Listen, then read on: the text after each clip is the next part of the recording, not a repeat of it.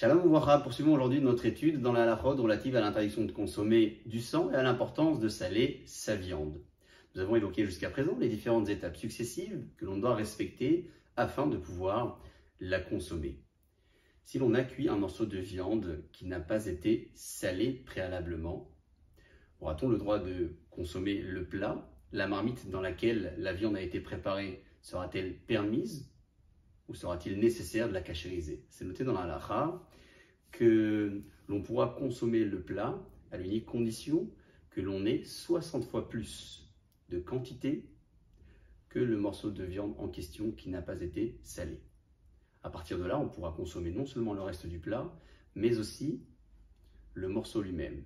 Si l'on n'a pas 60 fois plus de viande ou de quantité du plat que le morceau de viande en question, non salé, on ne pourra pas consommer le contenu de ce plat.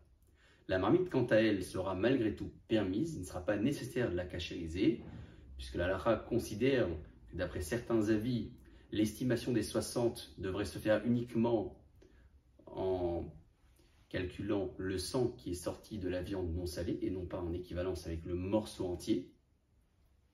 Voilà pourquoi on pourra donc permettre cette marmite en question dans laquelle nous voudrons préparer d'autres plats parce qu'il n'y a pas non plus de grand risque que la marmite rejette le peu d'interdit qui a été imprégné avec ce morceau non salé préalablement.